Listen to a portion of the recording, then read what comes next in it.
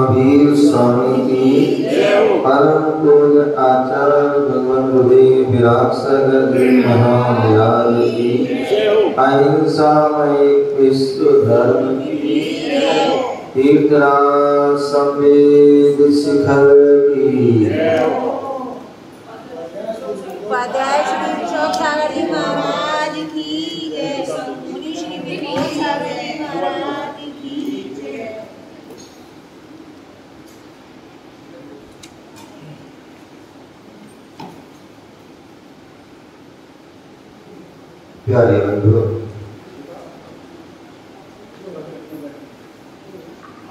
आज हम सभी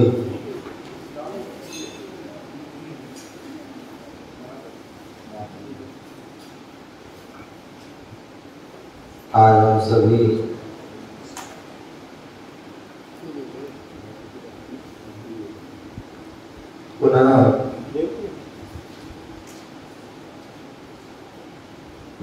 जो है क्लास में बैठे हुए हैं और कुछ जानने के लिए, कुछ समझने के लिए बैठे हुए हैं। भगवान महावीर स्वामी का समोषण लगा हुआ है और जो भगवान की वाणी थी वह वाणी आज हमें जनवाणी के रूप में प्राप्त है और सिद्धवाणी का हम रसपान कर रहे हैं। यहाँ पर आचार्य भगवान समंत्र भद्र स्वामी रत्नकर्ण श्रावकाचार्य ग्रंथ में श्रावकों का कैसे आचरण होना चाहिए वह आचरण यहाँ पर हमें बता रहे हैं। यहाँ पर पहला अध्याय चल रहा है और उस पहले अध्याय में सम्यक दर्शन की जो है विस्तार वर्णन चल रहा है। हमने यहाँ पर विगत दिनों में सम्यक दर्शन के जो 8 अंग होते हैं उन 8 अंगों के बारे में जाना था और वो 8 अंग जो होते हैं निसंकित, निकांचित, निर्विचिकित्सा, अमोल दृष्टि, उपभूहन, स्थितिकरण, वात्सल्य और प्रभावना। और अभी हम सभी ने संवेद शिखर विधान के माध्यम से हमने जो है प्रभावना करने का प्रयास किया है। यहाँ पर 19 और 20 श्लोक यहाँ बताया गया था और श्लोक में दोनों में जो 8 अंग में कौन प्रसिद्ध हुए हैं, उन 8 प्रसिद्ध व्यक्तियों का नाम बताया था। प्रथम अंग में अंजन सोए, दूजे नंतमती जानो, तीजे में उद्यायन राजा, चतुर्थ देवती पहचानो, पंचम अंग जिनेन्द्र भक्त है, षष्ठम बारी शयन सोए और सप्तम विष्णु कुमार मुनीश्वर, वज्र मुनि पशु मन मोहे। तो यहाँ पर पहले अंग में अंजन चोर, दूसरे अंग में अनंतमती, तीसरे में उद्यायन राजा, चौथे में रेवती रानी, पांचवें में जिनेन्द्र भक्त सेठ, छठवें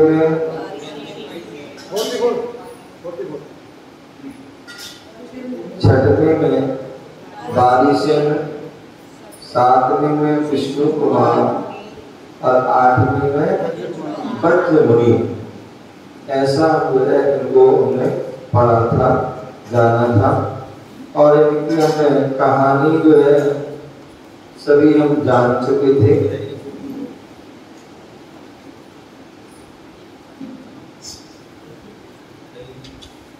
इसका हमें अर्थ जाना था। तावत जिस उनमें क्रम से अंजन चोर, जिसका क्या था नाम, ललिता कुमार राजकुमार था और वही अंजन चोर के नाम से प्रसिद्ध हुआ और पहले अंग में। तत्पश्चात अनंतमती जो राजपुत्री थी वह प्रसिद्धि को प्राप्त हुई। तीसरी जो उद्यान राजा वह प्रसिद्धि को प्राप्त हुए।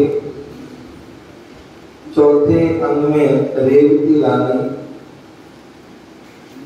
रानी माता मानी गई तथा उनके उपरांत जिनेन्द्र भक्त सेठ।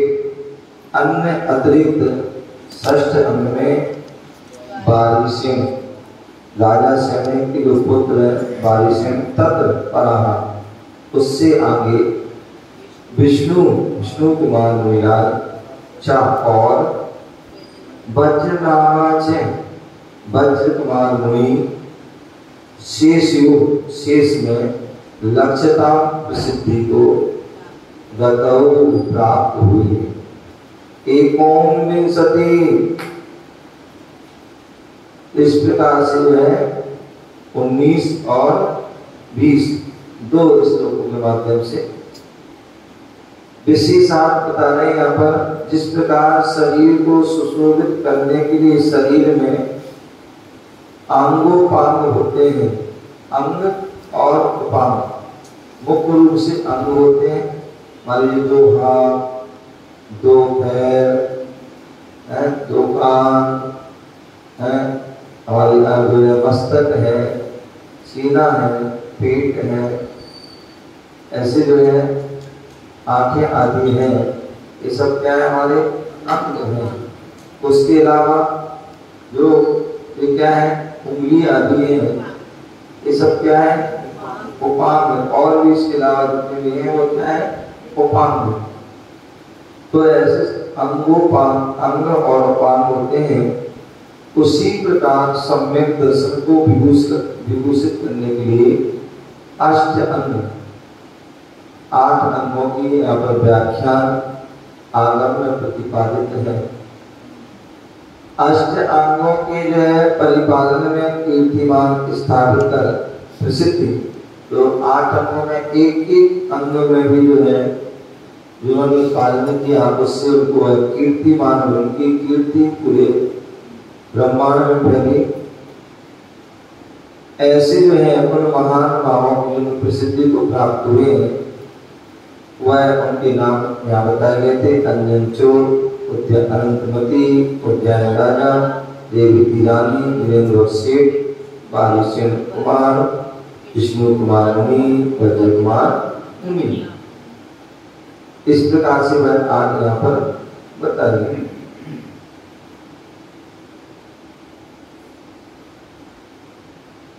अब यहाँ पर जो है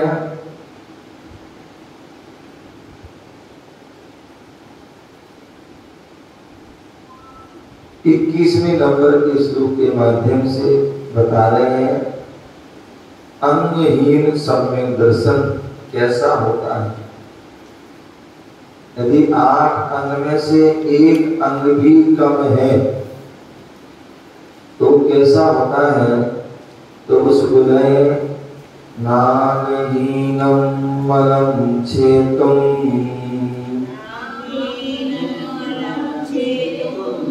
नागहीनम मलम छेतुम, दर्शनम जन्म संतितम।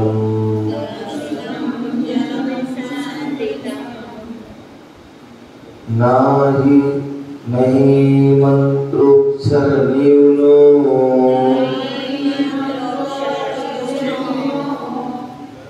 नहीं मंत्रोक्षर न्यूनो, निहंति विश्वेदना।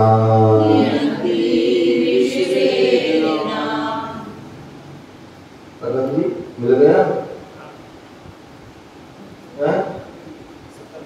पेज नंबर बता दें। 70। हाँ राजेंद्र जी, ओ राजेंद्र जी वो किताब बंद कर दो, देख तो लिया कर क्या पढ़ा रहे हैं। ये भक्तांबर शाम को पढ़ाते हैं, अभी हमको देखो किताब। तो यहाँ हमने 21 लिखा था, एक और पुनः पढ़ेंगे। नागहीनम मलम छेतुम, दर्शनम जन्म संतितम, दर्शनम जन्म संतितम। नई मंत्रोक्षर न्यूनो, नई मंत्रोक्षर न्यूनो, निहंति विश्वेदना, निहंति विश्वेदना।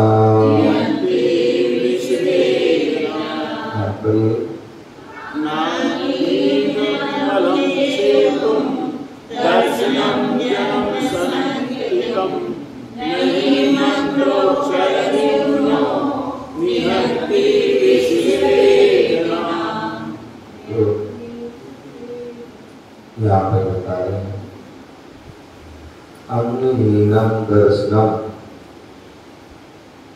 अंगहीन सम्यक दर्शन, जन्म संततिम अलमना छेतुम। जो सम्यक दर्शन से हीन अंग 8 अंग से हीन सम्यक दर्शन है वो कैसा होता है? बोले जन्म संततिम अलमना छेतुम, वह जन्म परंपरा को समाप्त करने में समर्थ नहीं। बोले हम अनादि काल से जन्म ले रहे हैं, मरण कर रहे हैं, उसका कारण है कि हमने सम्यक एक भी बार सम्यक दर्शन को प्राप्त नहीं किया। एक बार भी सच्ची देव शास्त्र गुरु पर श्रद्धा नहीं हुई, अगाध श्रद्धा नहीं हुई। हमारी श्रद्धा को डमाडोल रही, शीशे की तरह रही कि थोड़ी सी जो है ठोकर लगी नहीं तो चकना चूर हो गई। तो यहाँ बोल रहे हैं कि जो है जो शुद्ध सम्यक दर्शन होता है वो 8 अंग से सहित होता है, और जो अशुद्ध सम्यक दर्शन होता है जिसमें किसी प्रकार के जो दोष हैं, कोई भी एक भी दोष रहा तो वो शुद्ध सम्यक दर्शन नहीं हो सकता। और जब सम्यक दर्शन शुद्ध नहीं होगा तो वह जन्म की परंपरा को समाप्त करने में कारण नहीं है। हम चाहते कि हमारा जन्म मरण ना हो,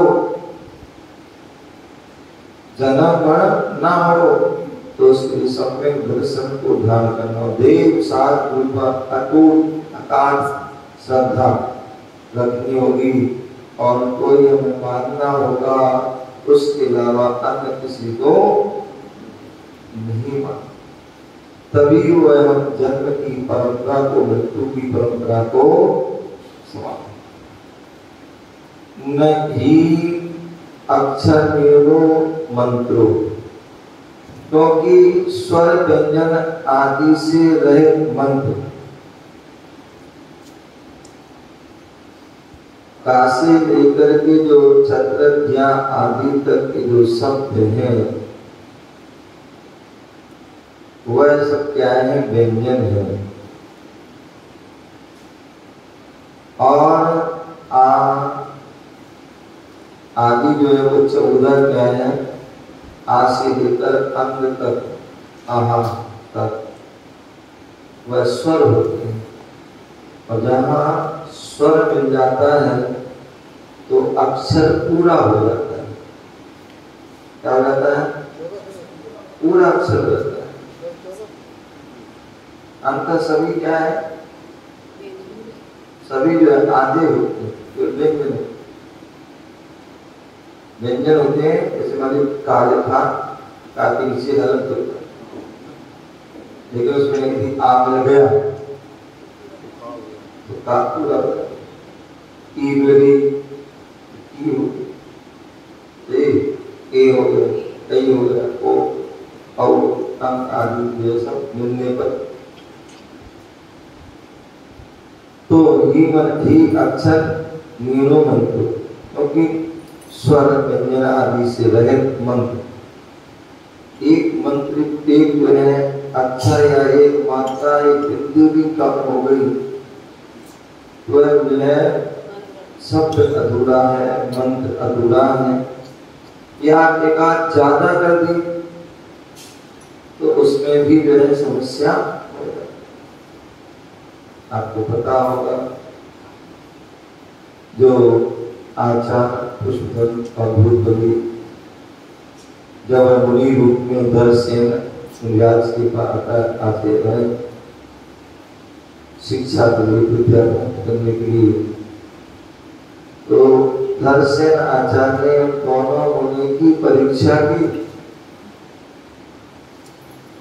यानी परीक्षा, और परीक्षा करने के बाद जो है उनको परीक्षा की उस समय उन्होंने क्या किया? 2 मंत्र दी, दोनों को अलग अलग मंत्र दी और बोले अलग अलग बैठ कर साधना कर, और उन्होंने साधना की बड़ी भक्ति भाव से जो है ध्यान से तीनों योग को एकाग्र करके की और सुख विद्या की सिद्धि प्राप्त हुई। लेकिन विद्या की सिद्धि जो है वो अटपटी हुई। बोले एक देवा और विद्या के देवता प्रकट हुआ, और देवता प्रकट हुआ, एक तो उसके दांत आदि बाहर आ रहे हैं, और एक जो है क्या हुआ? आँख से जो है काना दिखा और एक दांत आदि बाहर। लेकिन वह दोनों ही मिलाद विद्वान थे, ज्ञानी थे, जाना था, पढ़ा हुआ था कि देवता जो होते हैं वो सर्वांग सुंदर होते हैं, वो ऐसे नहीं होते अंगहीन अधिक, और ये है तो इसका मतलब है कि उसका गड़बड़ है। और ऐसा सोच करके विचार करके उन्होंने क्या किया, मंत्र को द्वारा पढ़ा, एक बार, दो बार, तीन बार, सभी तरीके से जगह पर रखा और देखा कि एक में अक्षर में, एक में ज्यादा है। जिसमें कम था उसको बढ़ा दिया, जिसमें जो है ज्यादा था उसको घटा, और पुनः जो है साधना में बैठ गए और सिद्धि की प्राप्ति क्या हुई, उन्हें सिद्धि की प्राप्ति हो गई। तब वह गुरु के पास जाते हैं और जाने के बाद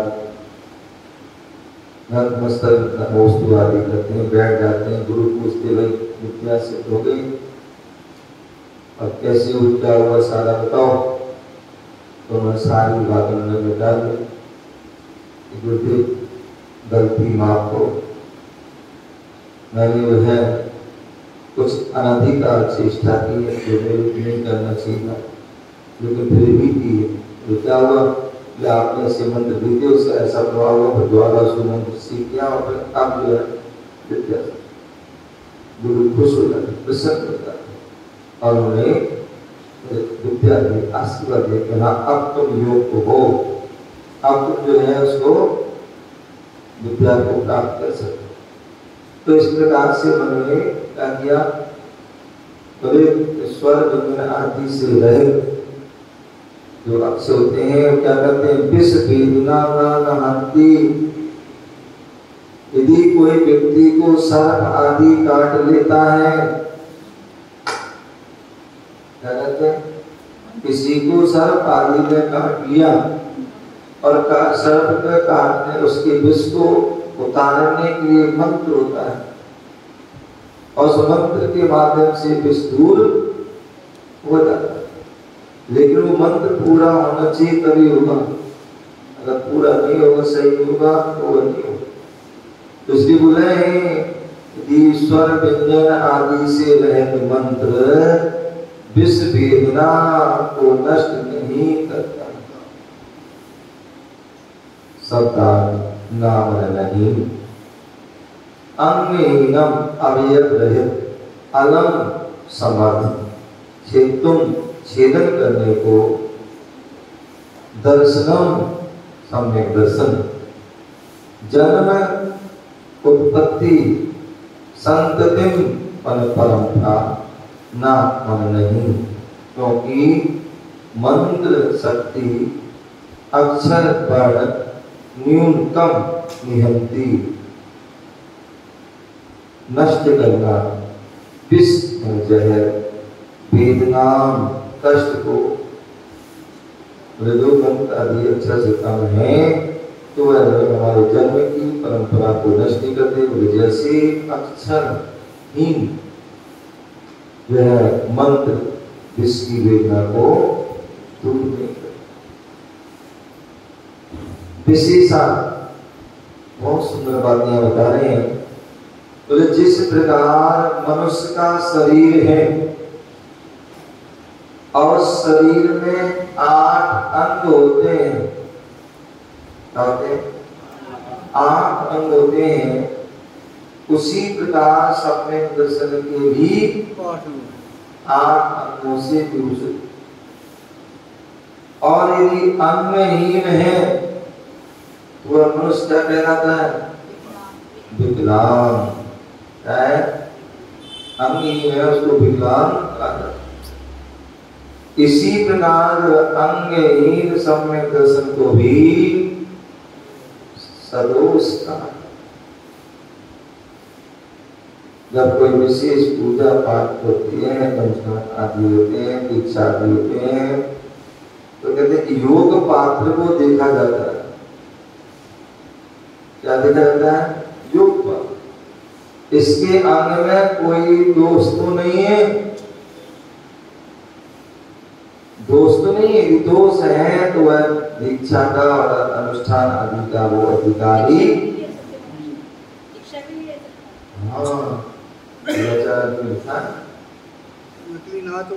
अंगहीन हो कैसे दीक्षा, उससे जैसे किसी की उंगली बड़ी आती है, कोई एक आंख नहीं ले सकता, नहीं ले सकता, नहीं ले सकता।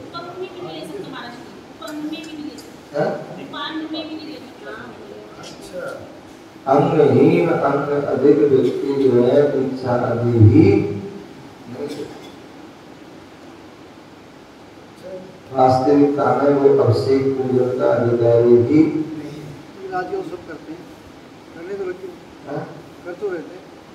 अब कोई करने को तो कुछ भी कर नहीं, लो। वहाँ वो ये कहते भी जब तुम सारे काम कर सकते हो इसमें दिक्कत है। जब इन चीज़ों से सारे काम हो जाते हैं तुम्हारे, माला जी ये कह रहे थे ना कि सारे काम तुम इनसे कर रहे हो, वो कुछ भी हो, तर्क तो निकाल देते हैं। नियम तो नियम है, और यदि हम नियम का उल्लंघन करते हैं तो उसका हमें भुगत फल भी भुगतना होगा। क्या तो हमारे दंड है, एक प्रायश्चित है। आपने किसी प्रकार की कोई गलती की है, इसलिए दंड मिला है। कर्म का दंड क्या कहते हैं?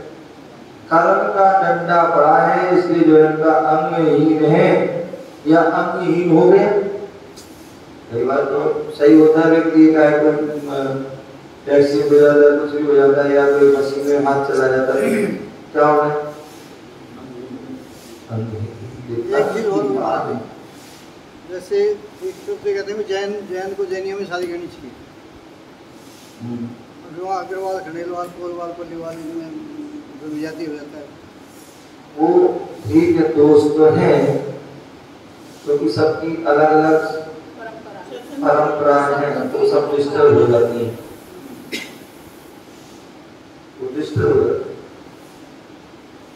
वास्तविकता में उसी में ही उसमें करेंगे तो वो व्यवस्थित करेंगे। आपने अग्रवाल बदल दी तो जो तुम्हारी परंपरा थी, जो रीति रिवाज थे, अब क्या होगी? खिचड़ी बन जाएगी। या तो तुम्हें चेंज करना पड़ेगा या इन्हें चेंज करना पड़ेगा, शुद्ध नहीं रहता। चलिए हम फिर भी ये मान सकते हैं कि व्यक्ति जो विजाति कर लेता है, विजाति विवाह या अंतर जाति, दो चीज, एक अंतर जाति है, एक विजाति। अंतर जाति किसे कहते हैं? दूसरी जाति में ही कर देना है। जैन थे, किसी ने हिंदू में कर दी, किसी ने मुस्लिम में कर दी, किसी ने ईसाई में, किसी ने क्रिश्चियन में कर दी, आदि आदि। क्या है? अंतर जाति। और एक विजाति है, जाति में ही जो है जैन तो है, लेकिन गोत्र आदि जो है अलग है। क्या है? किसी का अग्रवाल है, किसी का जो है खंडेलवाल है, किसी का कोलवाल है, किसी का और बहुत सारे जो वो चेंज हो। तो अंतर जाति तो सबसे ज्यादा खराब है। अंतर जाति बिल्कुल होने नहीं चाहिए, उसमें तो बहुत सारी परेशानियां आ जाती हैं। और विजाति ना हो तो अच्छी बात है, लेकिन आज समस्याएं बहुत रहती है। तो ऐसे में जो है वो हो जाती है विजाति ना हो अच्छी बात, लेकिन फिर भी अगर जैन की उसमें ही हो जाती तो कुछ तो हमारे उसमें जैन के संस्कार रहते हैं, कहते हैं कुछ तो जैन के उसमें संस्कार रहते हैं, और वो जो है पूर्ण तो कुछ रूप में तो वो उसका पालन करेंगे। लेकिन जहाँ दूसरे नहीं कर दे वहां तो पूर्ण रूप से वह बदल गए। ऐसा कहा जाता है आजकल कि भाई हम तो उसको जैनी बना दिया आपके, वो कैसा? नहीं, ये सब कहने की बात नहीं है, ये बिल्कुल नहीं है। मैंने एक नहीं 1000 अनुभव देख लिए ऐसे, जिस घर में आप देखिए कोई 700 की हो, उस घर में जैन धर्म लगभग समाप्त हो जाता है। तो वो बहू से कुछ नहीं कर पाएगी, बहू से कुछ नहीं कर पाएगी, अपने पोता पोती से कुछ या बच्चे से या पत्नी से कुछ नहीं कर पाएगी, समझ में ना। और कहते हैं धर्म जो चलता है महिलाओं से, धर्म जो है महिलाओं से होता है। यदि महिलाएं स्टिक हैं, वो सही धर्म में लगी हुई है, तो बहू को भी लगा देंगे हैं, और अपने पति को भी। धर्म पत्नी कौन होती है? रानी चेला क्या थी? धर्म पत्नी थी। उसने अपने विधर्मी पति को धर्मी बना के कर दिया था, धर्मी बना दिया। जैन धर्म का कट्टर न्याय बना दिया। आगे चलते हुए भविष्य में तीर्थन कर रहे, इतना कोई शक्तिशाली कौन है? तो वह जैन धर्म कट्टर थी, इसलिए वो जो है उसने बना दी। और भी और दूसरी में कट्टर होगी तो क्या करेगी? पूरे घर में कोई भर देगी। आप देखिए कितने सारे घरों में आते हैं, कोई एक कोई विधर्मी होगा, तो सास हो या बहू, आप देख लीजिए पूरे घर में ये चीज नहीं मिलेगी, ये चीज नहीं मिलेगी, कोई चीज मिलेगी। इतने प्रकार की नहीं, कुछ नहीं पता, कोई गिनती नहीं। अब तो मना नहीं कर पाओगे, मना नहीं कर पाओगे, मना करोगे महाभारत का आरंभ हो जाएगा।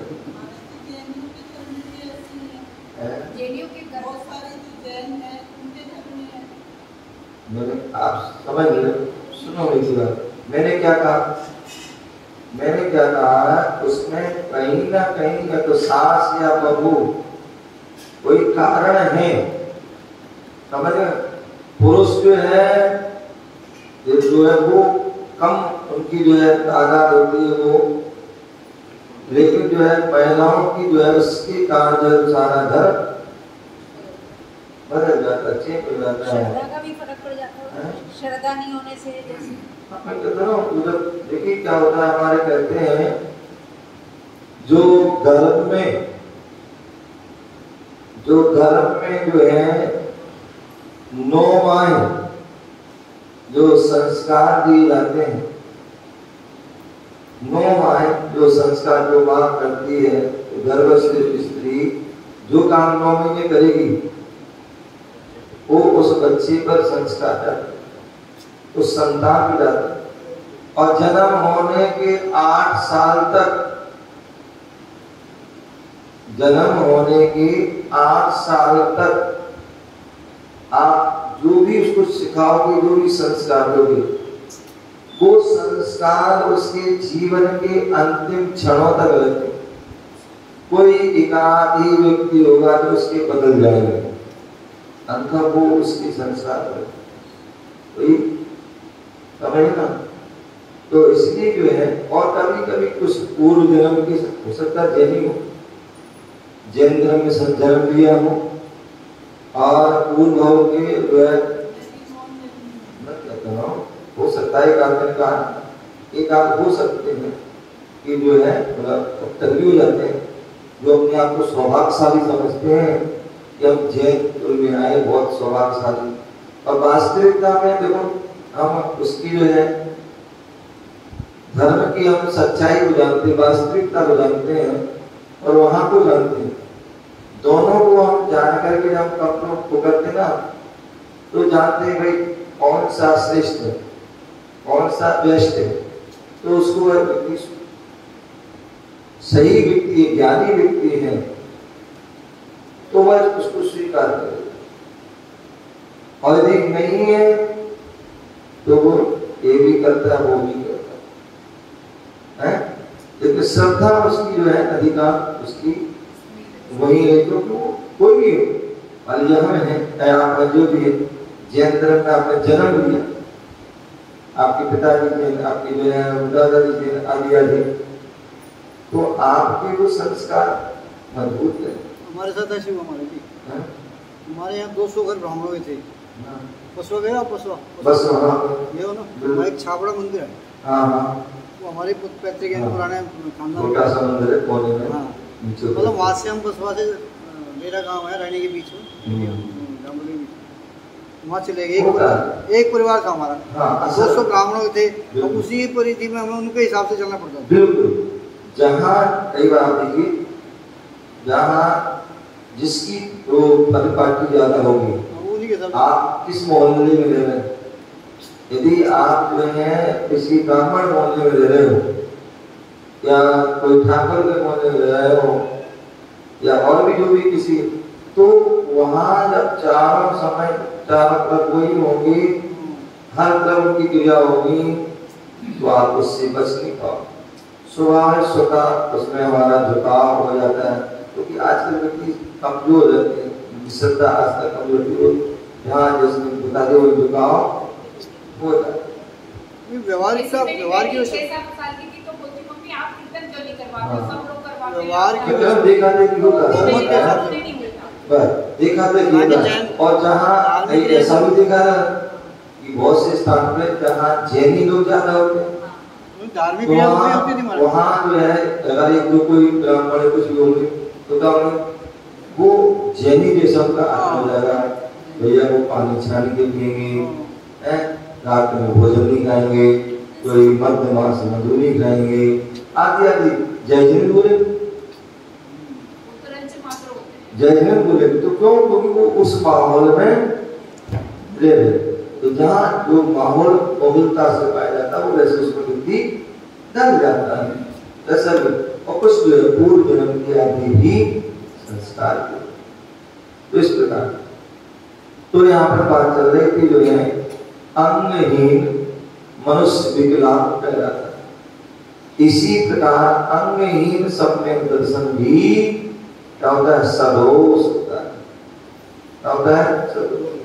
और वह जन्म मरण की अनादिकाल की परंपरा का उन्मूलन करने के लिए उसी तरह असमर्थ रहता है। जिस तरह अक्षर मात्रा पद बीजाक्षर आदि से रहित मंत्र विष वेदना को विष वेदना का निराकरण दूर करने में वह सक्षम नहीं रहता, वो अक्षम में रहता है, असक्षम रहता है।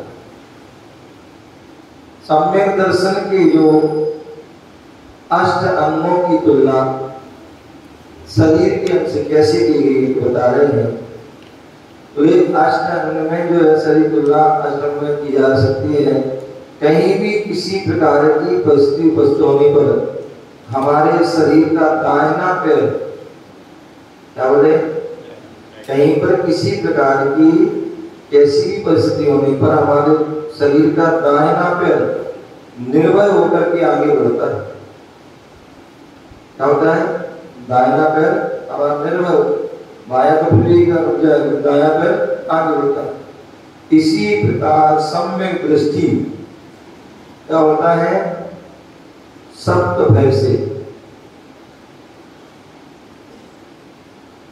सम्यक दृष्टि सप्त भयों से रहित होकर मोक्ष मार्ग पर आरूढ़ हो जाता है।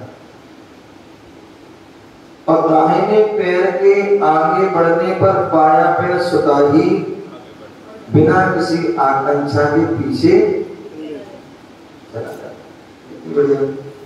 दाहिना पैर आगे बढ़ता है अगर किसी सब, तो जो है उसके बाद दाहिना पैर भी बाया पैर भी अपने आप पीछे आगे बढ़ जाता है। वो सोचता नहीं कुछ भी कि चले ना चला, तो चलनी है, कोई अपेक्षा नहीं, कोई इच्छा नहीं। तो वो निकांचित अंग का जो है प्रतीक है।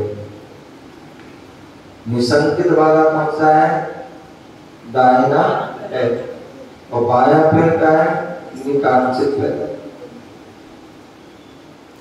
और निकांचित अंग से सुशोभित सम्यक दृष्टि संसार शरीर भोगों की आकांक्षा से रहे, जिन्हें भगवान के बताए मार्ग पर आस्था के सहारे चलते, जो निसंकित अंकधारी है तो वह भगवान की पूजा कर रहा है, दर्शन कर रहा है, विनयन कर रहा है, अनेक प्रकार धार्मिक क्रिया कर रहा है, उसमें किसी प्रकार की कोई आकांक्षा नहीं करता है, शरीर संबंधी संसार कोई नहीं, वह तो प्रभु की भक्ति में आस्था से करता है। मल मूत्रादि अपवित्रतम पवित्र पदार्थ अपवित्र पदार्थ को स्पर्श करने से बाया हाथ गिलानी का अनुभव नहीं करता। क्या करते हैं हम, जो है मल मूत्र आदि छोड़ते हैं, शुद्धि करते हैं, तो कैसे करते हैं? वे बाएं हाथ से जो है क्या करते हैं, मल मूत्र आदि को दूर करते, साफ करते हैं, तो वह क्या होती है? अपवित्र होती है, और ऐसे उसको स्पर्श करने से उसको गिलानी का अनुभव नहीं करता। उसी प्रकार सम्यक दृष्टि जीव भी क्या करता है? उपभूभन नहीं, निर्विचिकित्सा अंग के माध्यम से वह गिलानी नहीं करता। कोई साधु संत है, प्यारी होती है, धर्मात्मा जीव है, वह उसके जो है रोगी बीमार आदि होने पर, शरीर के अनेक प्रकार की और भी समस्या होने पर उनसे वह गिलानी नहीं करता, अतुल के गुणों में राग करता। तो इसलिए गिलानी नहीं करता, इसलिए वह निर्विचिकित्सा का धारी।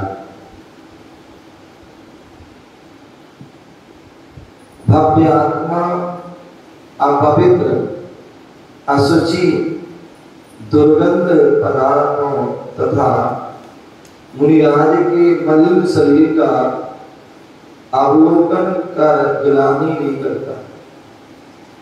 क्या करता है? जो निर्विचिकित्सा अंग का धारी है, जो भव्य आत्मा है, अभव्य आत्मा नहीं, जो भव्य आत्मा, वह अपवित्र असुचि दुर्गंधित पदार्थों तथा मुनिराज के मलिन शरीर को देख करके उनमें गिलानी नहीं करता। कई बार आप देखते हैं कोई रास्ते में जा रहे हैं, कोई अपवित्र वस्तु पड़ी हुई, असुचि वस्तु पड़ी है, अथवा कोई जीव जंतु मरा हुआ, एक्सीडेंट हो जाता है, कुछ हो जाता है, बस कोई जानवर आदि मर जाता है और उसके शरीर दिवस दिख रहा है, मलमूत्र आदि पड़ा है, स्मेल आ रही है, लेकिन फिर भी वह क्या होता है?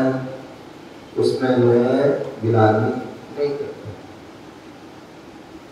गिलानी नहीं करता। ये जो है विशेषता होती है ज्ञानी पुरुषों। जो ज्ञानी पुरुष होते हैं, वेद ज्ञानी होते हैं, वो इन बातों को आगम शास्त्र कहता है कि जो महापुरुष होते हैं, ज्ञानी पुरुष होते हैं, वो बुराई में से भी अच्छाई निकालते हैं, असुचि पदार्थ में भी से अच्छाई। तो ऐसे में अपवित्र असुचि दुर्गंधित पदार्थों तथा मुनिराजों के मलिन शरीरों का अवलोकन कर गिलानी नहीं करता। बीमार हो गया साधु संत, बमन हो गया, शौच आदि जो है निकल गई, प्रदूषण का निकल गई, इन सब कुछ होने पर भी क्या करते हैं? समाधि का समय होता है, साधु उठ नहीं पाता, बैठ नहीं पाता है। लघु संकारी क्या किया? लघु संकारी क्या करते हैं? बर्तन अभी दिया, उसमें कराया और तो बाहर अलग कर। अन्ना कई बार जो है कब आ रहा है, कब आ रहा है, और फिर जो है कोई बर्तन दिया उसको, कई बार नहीं है उस समय कुछ भी, तो हाथ कर लिया और हाथ में ही किया और बाहर। तो ऐसे जो है वही व्यक्ति कर सकता है जो गिलानी को जीती। इसलिए कहते हैं जब समाधि संलेखना का समय होता है बोले 48 छात्रों की आवश्यकता पड़ती है और सभी के काम कटे होते, 4 साल ये करेंगे, 4 साल ये करेंगे, 4 ये करेंगे, ऐसे करते करते सभी की वह वो ड्यूटी बनती है। बोले उस समय परीक्षा होती है, बोले वहां किनको रखा जाए किनको नहीं, सारा बोला भगवत के हाथ लिखा है, जो ज्ञानी युक्त है उसको नहीं रखे, जो कमजोर व्यक्ति है, भयभीत व्यक्ति है उसको नहीं रखा, अज्ञानी है उसको रखा, जो बलवान है उसको ही रखा। तो इसलिए बोल रहे हैं बलिराजों की मलिन शरीर का अवलोकन कर ग्लानि नहीं करना, घृणास्पद निंदनीय कार्यों अथवा कुमार की वो जिस प्रकार पीट करके स्थित हो जाते हैं, बुरे कार्यों को पीठ दिखाते हैं, उसी प्रकार उपभुवन अंग से विभूषित भव्यात्मा मिथ्या मार्ग की अपनी दृष्टि मोड़ देता। कितनी सुंदर बात है। बोले जो घृणास्पद निंदनीय अथवा कुमार में खोटे मार्ग हैं उनकी तरह हम क्या करते हैं, पीठ करते हैं, मुख नहीं करते। मुख करोगे तो आप वो सारे काम करने लग जाओगे और पीठ कर दोगे तो उन सबसे छूट जाओगे। तो इसलिए आप क्या करते हैं, कोई पीठ कर देते, पाप का, निंदा, घृणा का, कुमार पीठ, बुरे कार्यों को पीठ देना। उसी प्रकार अमूल दृष्टि अंग वाला भी बुरे कार्यों को पीठ दे, मिथ्या ज्ञान, मिथ्या दर्शन, मिथ्याचार आदि जो सबको पीठ दे, इसलिए वो अमूल दृष्टि अंग से विभूषित भव्यात्मा मिथ्या मार्ग की ओर से अपनी दृष्टि मोड़ लेता है। दूसरा हेतु यह भी है कि शरीर में पीठ ही ऐसा बलिष्ठ मानी गई, पीठ होती है बलिष्ठ, चाहे जैसा बोझ उठाने के लिए तत्पर रहती है। क्या पल्लेदार देखते हैं आप क्या करते हैं, पीठ जो है घोड़ा भी पेट पर ही रख सकता, तो पेट पर रखा तो पेट नीचे के जाएगा, फट जाएगा। इसलिए पीठ क्या करते हैं, इसलिए वह पीठ पर बोझ उठाते हैं और वह उठा लेगा। उसी प्रकार सम्यक दृष्टि धर्म रक्षा का रत्नात्रय का बोझा ऊपर उठाना चाहिए। नितंब को उद्घाटित करने में नहीं, आच्छादित करने में ही गौरव का अनुभव होता है। और जो नितंब है उसके लिए क्या करना, व्यक्ति उद्घाटित नहीं करना चाहिए। जो उद्घाटित करता है वो क्या है, अच्छा नहीं माना, कितने बेसर है बताओ, ध्यान रखते तो नितंब आदि है उनको व्यक्ति अच्छा ढक के रखता है, उसमें ही उसकी शालीनता संस्कार बना जाना जाता है। आज व्यक्ति भौतिकता के चकाचौंध में ऐसे भाग लगे रहते हैं कि व्यक्ति ऐसे वह अटपटे कपड़े आदि पहन लेते हैं जिससे कि उनके वह अंग आदि जो है प्रदर्शित होते, और उससे क्या होता है, अनेक प्रकार की समस्याएं खड़ी हम देखते हैं आए दिन अखबारों में, टेलीविजन आदि में इतनी सारी घटनाएं, अत्याचार, दुराचार आदि जो है, व्यभिचार आदि की ओर व्यक्ति अग्रसर हो जाता है। तो ऐसे और किस कारण से व्यक्ति जो है अंग जो है प्रदर्शित करता है, इसलिए। और यदि व्यक्ति अंग को आच्छादित करके चलता है तो कभी भी जो है किसी प्रकार की परेशानी नहीं आती। आज हम देख रहे, पहले जो कितनी जो है मर्यादा होती थी, घरों में मर्यादा होती थी, बहू आदि जो है, सास आदि जो है, घूंघट आदि में होती थी, सिर ढका होता था। यदि ससुर है या जेठ आदि हैं, घर में प्रवेश करते थे तो क्या करते थे? खास आदि करते थे, सारी मर्यादा। और आज जेठ सास साथ में बैठे हैं, नाच रहे, गा रहे, एक अन्य वो कर रहे, और एक गाना की अनेक प्रकार की घटनाएं घट जाती हैं। तो जो हमारी प्राचीन परंपरा है, अनेक प्रकार की जो मर्यादा है, जो हमारे बड़े बुजुर्ग बनाते थे, लोग उनका पालन करते थे, वह पूरे व्यवस्थित थे। और आज वो सारी मर्यादाएं टूट जाती हैं, इसलिए अनेक प्रकार के जीवन में संकट परेशानी आती है। तो इसलिए नितंब को उद्घाटित करने में नहीं, आच्छादित करने में गौरव अनुभव किया। इसी प्रकार सम्यक दृष्टि पर दोषों तथा आत्मिक गुणों को छिपाने में ही प्रसन्न। क्या बोलते हैं? जो सम्यक दृष्टि जीव है वो दूसरों के दोषों को तो क्या करता है? दूसरों के दोषों को, दूसरे दोषों को ढांकता है।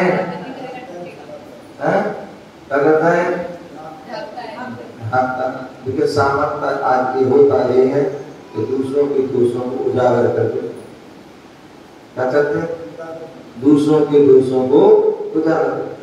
और होना ये चाहिए कि पर दोषों तथा आत्मी गुणों में छिपाने भी आज हो रहा होता है, दूसरों के दोष दिखा रहे हैं और अपने गुण प्रकट कर रहे हैं। और होना ये चाहिए दूसरों के दोष और अपने गुण दोनों ही छिपाते रहो, उसमें खुश रहो, प्रसन्न। और बुद्धि प्रसन्न किसमें आए?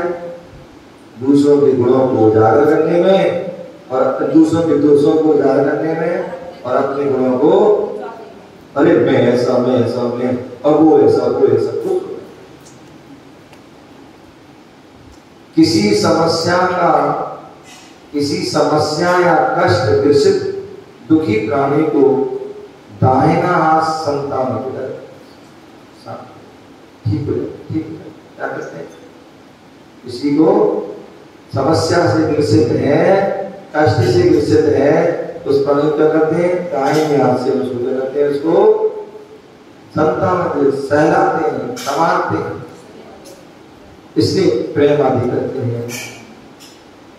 इसी प्रकार स्थिति का अंग से सुसज्जित सम्यक दृष्टि केन प्रकार में स्व अथवा पर को धर्म मार्ग से विचलित होने पर पुनः उसमें स्थिर करता है। किसी के प्रति प्रेम भाव जागृत होने पर उसे उदय में लगा देता है। किसी के प्रति प्रेम भाव जागृत होने पर उसे हृदय से क्या लगा देते हैं? हृदय से प्रेम व्यक्ति आप होता है भैया, चलो गले से। इसी प्रकार सम्यक दृष्टि संसार के समस्त प्राणियों के प्रति भास्कर भाव है। बुरी जनों को देख मेरे प्रेम, तो इस प्रकार भास्कर भाव है। और अष्टम अंग, आठवां जो अंग है वह मस्तक ही व्यक्ति के व्यक्तित्व को ही छटा को विस्तीर्ण करता है। व्यक्ति की क्रिया उनका माथा तो बहुत अच्छा है, बहुत चौड़ा है, या किसी सकरा है कि छोटा है कि बड़ा, उसका अलग अलग उसका प्रभाव। तो अंग जो है अष्टांग मस्तक भी व्यक्ति के व्यक्तित्व की छटा को विस्तीर्ण करता है। जो अंग के ज्ञाता होते हैं शरीर के अंगों के, वो जान लेते हैं दूर से, ये इसका माथा है तो कैसा है, माथे में कैसी गुड़ी बनेगी, कैसे क्या है, ललाट कहता है तो उससे ये भगवान है, भगवान है, पापी है, पुण्यात्मा है, पुण्यशाली है, जीव है, वैरागी है, विरागी, सारी चीजें जो है आप माथे से भी पता चलता है, जो हाथ की लकीरों से पता पड़ता है, पैरों की भी एक बहुत सारी चीजें ऐसी हैं जिसे मालूम चलता है कि हाँ भाई ये बात किसी पे नहीं है, उसका भविष्य कैसे है तो हाथों से जानते, किसी हाथ भी नहीं है तो पैरों से जानते, और हाथ पैर आदि नहीं है उससे आदमी से भी तो उसकी लक्षण है। तो अष्टम अंग मस्तिष्क ही व्यक्ति के व्यक्तित्व की छटा को स्थिर करता। इसी प्रकार प्रभावना अंग जो है सत्य अहिंसा में धर्म की ध्वजा को भू अंबर, भूमन पृथ्वी, अंबर आकाश में फहरा देता है। अंगहीन मानव लोक में अशुभ पाता है। कोई आ जाए सुबह सुबह दिख जाए, अरे आज तो कहानी को देख लिया, आप तो पूरा दिन खराब है, आज दूल्हे को देख लिया, लंगड़े को देख लिया, गूंगे को देख लिया, तो क्या अंगहीन मानव जो है आता है वह मोक्ष मार्ग में पूर्ण सफलता प्राप्त करने का अधिकारी नहीं है। ना वह मोक्ष मार्ग में जो है सफलता को प्राप्त नहीं। इसी प्रकार अंगहीन सम्यक दर्शन भी धर्म पथ में नहीं है। ठीक है, सम्यक दर्शन एक अंगहीन है तो क्या करेगा, वह धर्म पथ में नहीं लग सकता, वह सफलता को प्राप्त नहीं कर सकता। अतः देव शास्त्र गुरु इन पर में क्या करना चाहिए, आत्म श्रद्धा, मजबूत श्रद्धा करना चाहिए और वह अष्टांग सहित सम्यक दर्शन का पालन करते हुए मानव क्रियाओं में सार्थक बनाना चाहिए। इस गाथा का एक सार है, इसे समझें, जानें और एक एक अंगों को अपने अंदर जो है हम घटित हो रहे नहीं हो रहे हैं तो उसको हम पालन कर रहे नहीं कर रहे हैं। यदि पालन करोगे, घटित करोगे, तभी हमारा वह सम्यक शुद्ध सम्यक दर्शन होगा। वही हमारे जन्म और मरण की संकट को दूर करेगा। इस प्रकार से हमें जानना चाहिए। आपका समय भगवान की